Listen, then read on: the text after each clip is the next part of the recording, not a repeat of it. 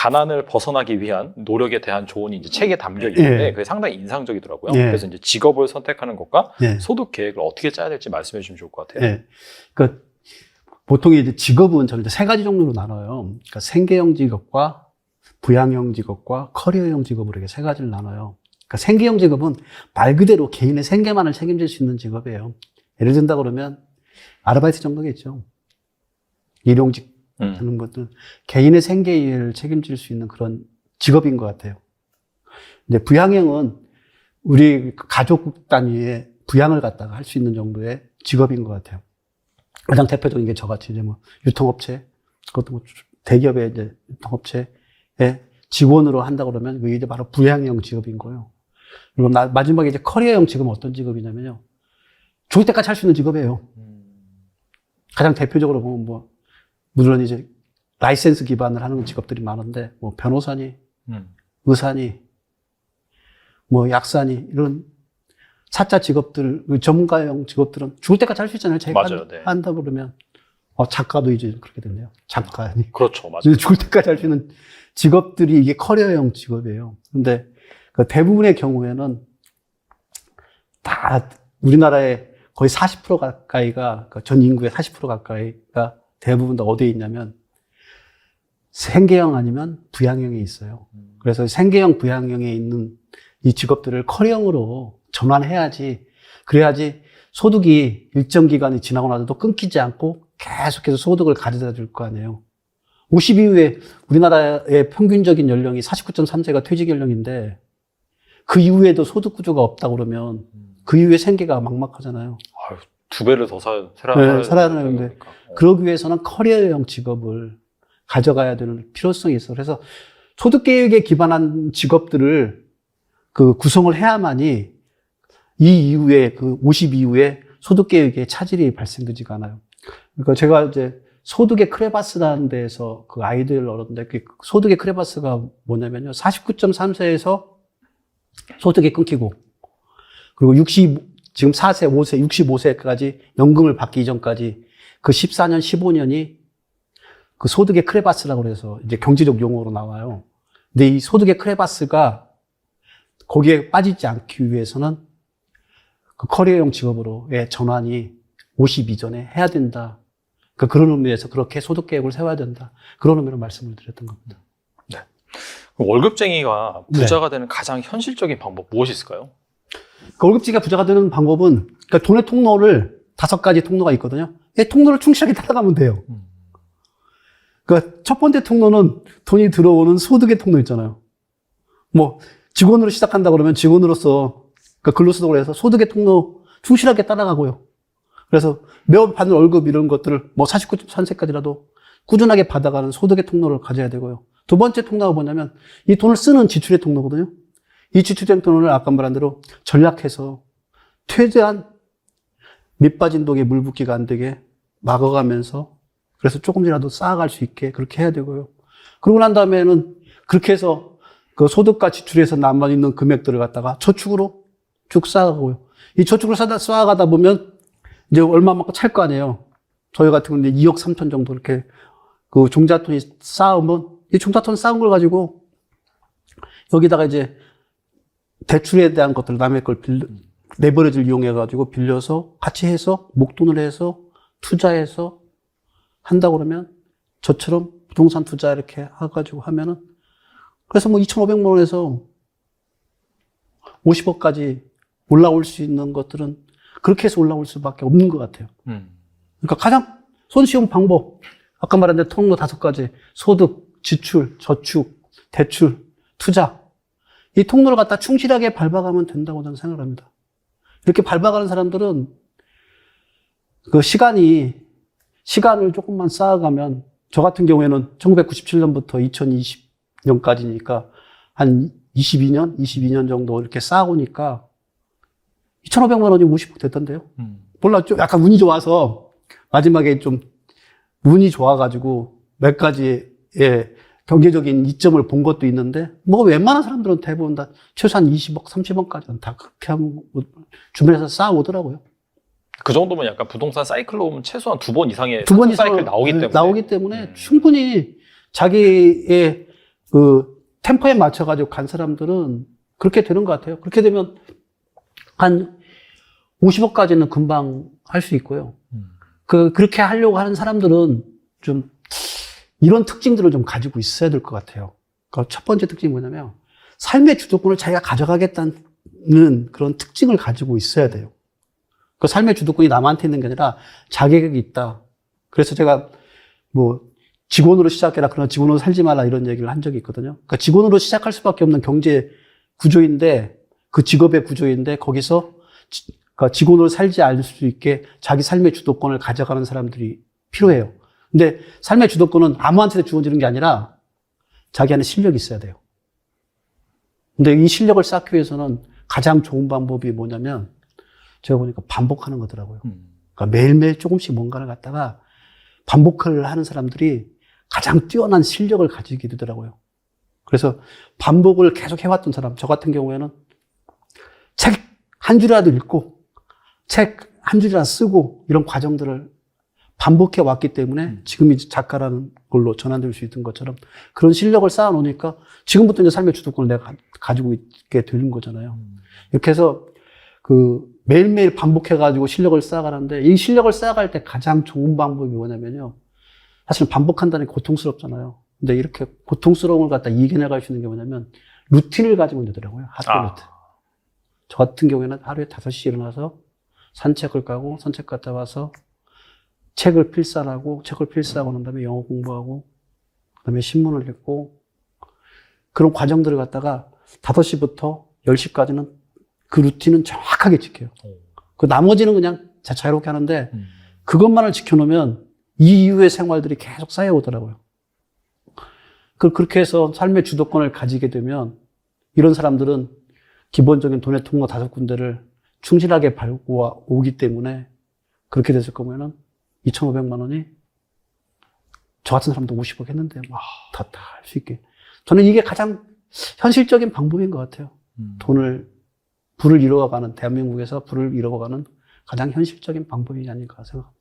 매일 그 어떤 것들을 반복하라고 말씀하셨는데 사실 지금 이제 작가로 왕성하게 활동을 하고 계시는 그 배경이 아까 말씀하신 것처럼 매일 책을 읽고 조금이라도 글을 쓰기 했기 때문에 앞서서 이제 직업의 여러 가지 유형이 있는데 평생 나의 그 직업으로 삼을 수 있는 게 커리어형이라고 하셨는데 커리어형이 된 거죠. 전환된 거죠. 그러니까 계속 그 뭐 생계형이나 부양형에 있는 분들이 많이 고통스러워하세요.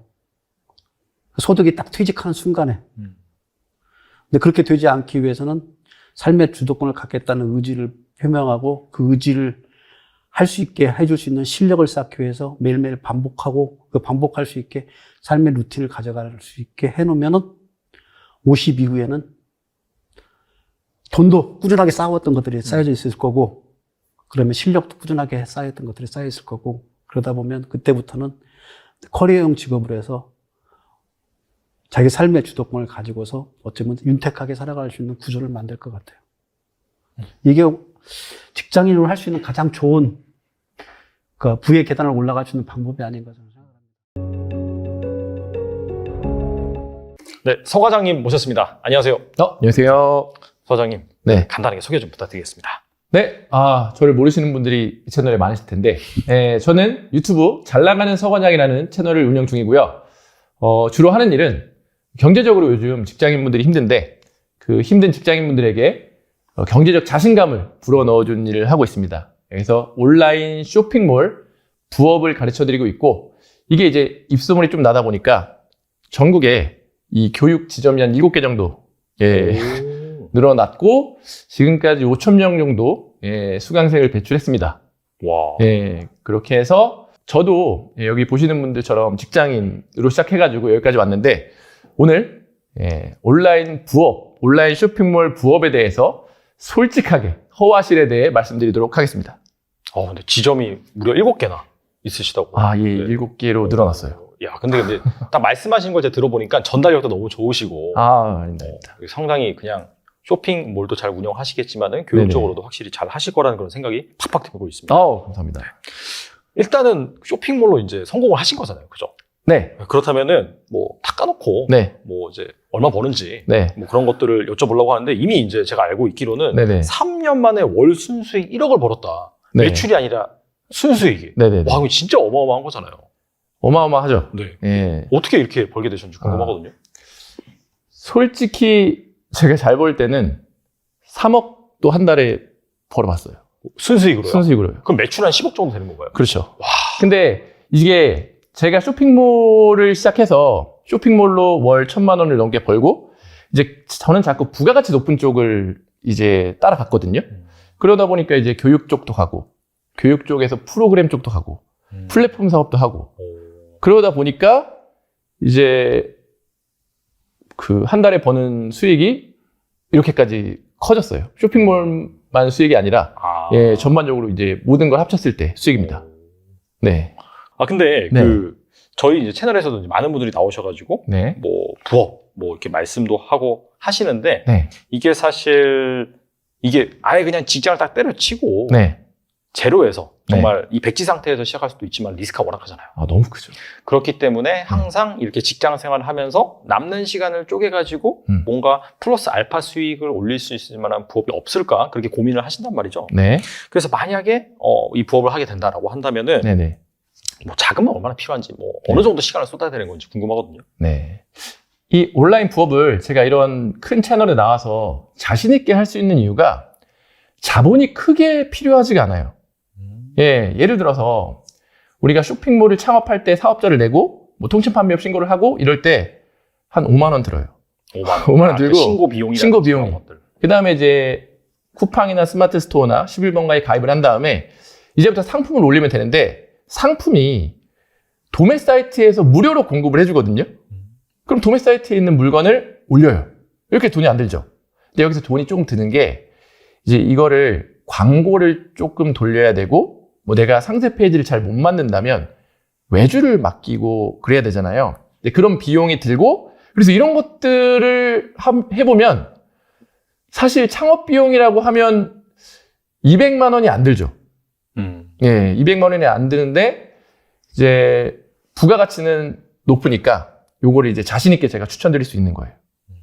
근데 이제 아까 비용도 여쭤보셨고 시간도 여쭤봤잖아요. 부업으로. 맞아요. 네. 유튜브 보면은 30분 만에 월 330만 원 버는 부업 막 이렇게 해서 나오잖아요. 네. 그거는 이제 어느 정도 제품도 많이 쌓이고 팔리는 제품이 나왔을 때는 그게 가능해요. 시스템이 만들어졌을 때. 근데 시작할 때부터 30분만 일해서 월 300 버는 부업은 저는 존재하지 않는다고 보거든요. 그래서 현실적으로 여러분들이 부업으로 한 300만 원을 벌고 싶다. 한 달에. 그러면 하루에 4시간은 투입을 해야 돼요. 근데 직장인들처럼 평일에만 하는 게 아니라 주말에도 4시간씩은 투자해줘야지 한 3개월 혹은 6개월 정도의 이제 월 300 정도를 벌 수 있을 것 같아요. 뭐 길게는 1년 이때. 네. 300이라는 게 매출 관점인가요? 아니면 순수익입니다. 순수익 관점. 네. 괜찮나요? 근데 그 정도면. 그래서 제가 네, 이렇게까지 지점이 커졌고 그러니까 자신 있게 소개를 해드릴 수 있는 거예요. 주변에서 뭐 위탁 판매 쇼핑몰 하다 망했던 사람은 없거든요.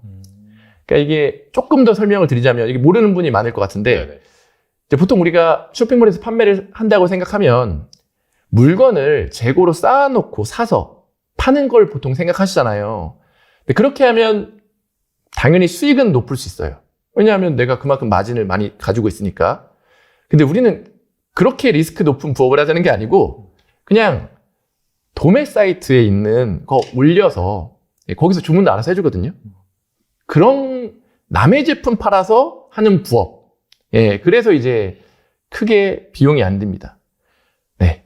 근데 궁금한 게 이제 하루에 한 4시간 정도? 그 정도는 꾸준히 한 3개월에서 6개월 정도 하셔야 된다. 이렇게 말씀하셨잖아요. 맞습니다. 일단은 광고 돌릴 때 들어가는 돈 같은 건 바로 이해가 되는데 뭐 사실 상세 페이지 만들고 세팅하고 그런 기본적인 작업이 끝나면은 그 나머지 그 방금 말씀하신 4시간 이거를 뭘 하는데 이렇게 많이 쓰는 건가요? 그러면?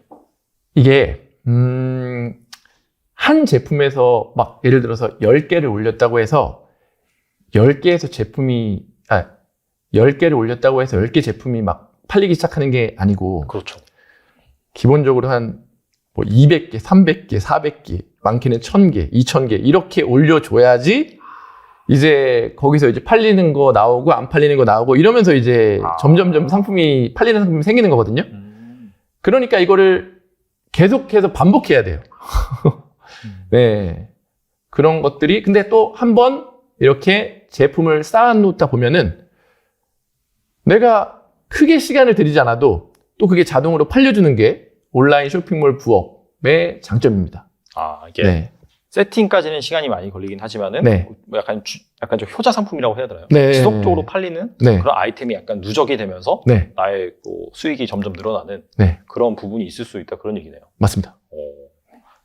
알겠습니다. 사실 근데 이 구매 대행, 뭐 네. 위탁 판매 네. 이런 것들이 이미 한 몇 년 전부터 네. 많이 알려진 그런 부업이잖아요. 네네. 그래서 지금 상황에서는 사실 이거를 다 한 번씩은 고민했을 것 같기도 하고 네. 지금 뭔가 진입해서 내가 의미 있는 수익을 낼 수 있을까 네. 그렇게 생각하는 분들이 많을 것 같은데 네네. 이분들한테 어떤 얘기를 해주고 싶으신지 궁금하거든요. 우선 저는 이런 말씀을 드리고 싶어요. 이렇게 많이 알려졌다는 거는 레드오션이라는 이야기랑 마찬가지잖아요. 그렇죠. 예. 근데 돈은 저는 레드오션에서 벌어야 된다 생각하거든요. 완전 발상의 전환이네요. 예, 왜 그러냐면 우리가 이제 시장이 1000억짜리 시장이 있다고 봐요. 거기서 1%를 먹는다고 하면 그러면 이제 10억을 버는 거잖아요. 근데 그럼 블루오션에 갔어요. 블루오션에서 10억짜리 시장이 있어요. 그럼 거기서 내가 30%를 먹어도 3억이거든요. 근데 한 시장에서 30% 시장 점유율을 갖는다는 건 그건 진짜 어려운 일이에요. 어렵죠. 네. 그래서 돈은 시장이 큰 레드오션에서 벌어야 되고, 그러니까 신흥 부자들이 뭐 켈리체나 김승호 회장님 돈 어디서 나왔습니까? 요식업에서 나왔잖아요. 요식업은 시장이 정말 크잖아요. 거기도 항상 레드오션이고. 항상 레드오션이죠. 네. 먹는 거, 입는 거는 워낙 수요도 많고 이제 레드오션인데 똑같아요. 온라인 쇼핑몰도 레드오션이지만 시장이 커가지고 내가 0.001%만 먹어도 충분히 먹고 살 수가 있고, 그리고 중요한 건 같은 레드오션이라도 성장하는 레드오션에서 돈을 벌어야 되는데 지금 경기 안 좋아져서 뭐 주식 부동산 좀 힘들잖아요. 근데 성장하는 곳은 어딥니까? 온라인 쇼핑몰. 이쪽은 이 힘든 가운데도 계속 성장하고 있어요. 그러면 레드오션에서 돈을 벌어야 되고 그 레드오션 중에도 성장하는 레드오션에 항상 발을 잠그고 있어야 된다. 저는 그렇게 생각해요. 하긴 그게 맞는 말씀인 게 네. 커피 전문점이 이미 예전부터 상당히 많았는데 계속해서 약간 좀 저가형 브랜드 네. 그런 뭐 커피 프랜차이즈가 생기면서 네. 계속해서 지금 대체 나가고 있는 그런 맞습니다. 것들을 보면은 네. 확실히 그 말씀하신 그런 부분이 맞는 네. 거네요. 맞습니다. 그래서 그 레드오션이 뭐 진짜 커피도 레드오션이잖아요. 근데 이제 그 레드오션에서 또 남들이 잘 안 하는 틈새를 찾아서 그렇게 이제 계속 공략하다 보면 그게 또 이제 돈을 벌 수 있는 방법이니까 저는 그렇게 생각하시면 좋을 것 같아요. 네. 그러니까 확실히 기존에 뭐 판매하고 있는 그런 쇼핑몰과 뭐 네. 차별화된 포인트라든지 그런 것들을 잘 찾아서 공략을 할 필요가 있겠네요. 네. 왜 그러냐면 새로운 제품이 계속 생산이 되고 계속 나와요. 그리고 소비자의 기호는 굉장히 다양해지고 있어요. 그래서 이제 그런 것들이 데이터로 찾을 수가 있는 시대가 됐거든요. 그러니까 이제 그런 것들을 계속 찾아서 올리다 보면은 매출이 나고 돈을 벌 수 있는 거죠. 네. 약간 유행을 타는 상품도 있고 네. 신상품도 있고 맞습니다. 계절적으로 약간 좀 수요가 발생하는 것도 있으니까 네. 그런 데이터를 잘 알고 있다라고 한다면은 네. 확실히 경쟁 우위를 좀 점할 수가 있겠네요. 네. 그리고 요즘에 그 데이터도 다 볼 수가 있고. 네. 어디서 볼 수 있어요, 그런 거? 그 네이버 데이터 랩이라고 그냥 거기에서 요즘 뜨는 게 뭔지 이런 키워드를 쳐보면은 다 정보를 줘요. 네. 그래서 이제 예를 들어서 우리는 예전에 뭐 캠핑이 뜨고 있다고 하면 캠핑이 뜨고 있는지를 모르잖아요. 그냥 친구들이 캠핑 많이 가면 좀 뜨고 있는구나 그렇게 이제 추상적으로 알 뿐이지 구체적으로 모르는데 캠핑이라고 딱 그 뭐 네이버 데이터 랩에 쳐보면 한 달에 네이버에서 캠핑을 몇 번 검색하는지 그래서 그런 것들이 눈에 보이니까 이거는 캠핑 쪽은 좀 떨어지고 있구나, 아니면 이제 새로 뭐 테니스 쪽이 좀 올라갔다 떨어지는구나, 골프 쪽이 떨어졌다 다시 살아나는구나, 이런 것들이 다 보이다 보니까 이제 그런 거에 맞는 제품들을 촥촥촥 올려버리면 되죠. 네. 말씀 들으니까 오늘 금방이라도 잘 벌 수 있을 것 같은 그런 착각에 빠지긴 하는데. 네네네. 시간은 걸립니다. 네.